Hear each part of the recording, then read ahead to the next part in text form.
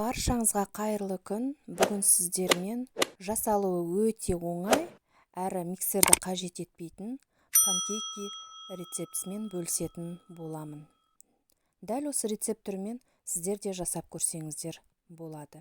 Ендеше бастайық.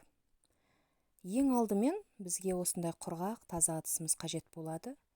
Дәл осы ыдысымызға 2 жұмыртқамызды салып, оның үстіне қалауымызша қантымызды салып, және де венчигіміздің көмегімен осылай әппақ ақ көбік болғанша венчигіміздің көмегімен осылай араластырып аламыз. Одан кейін қысқа толқынды пеште ертіп алған майымызды салып, оның үстіне сүт немесе айран құйсаңыздар болады.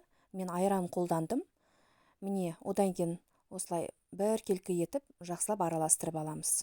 Одан кейін дәл осы массамыздың үстіне алдын ала електен өткізілген ұнымызды және де разрыхлителімізді қосып, ендігі кезекте қоймалжың масса болғанша осылай араластырып аламыз. Міне, біздің қоймалжың массамыз дайын.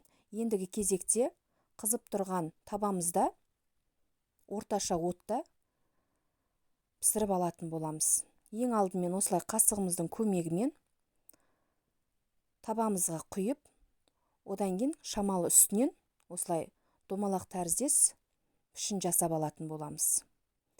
Беті ақырындап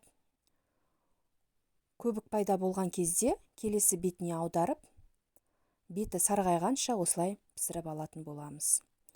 Дәл осы рецепт түрімен сіздер де жасап көріңіздер. Рецепті описание бөлімінен таба аласыздар. Құрамы өте оңай және де жасалуы жылдам. Таңғы асқа жасасаңыздар өте тойымды болып шығады. Достар, егер менің каналыма тіркелмеген болсаңыз, каналыма тіркеліп, лайк басып, және де өте жақсы деген пікірлеріңізді қалдырып кетсеңіздер болады. Мен сіздерді өз каналымда күтемін. Міне, біздің өте керемет болып шыққан панкейктеріміз дайын.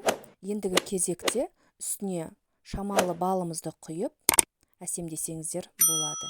Немесе шоколад, түрлі жемістерді қолдансаңыздар да болады. Назарларыңызға рахмет, ал бізге ас болсын.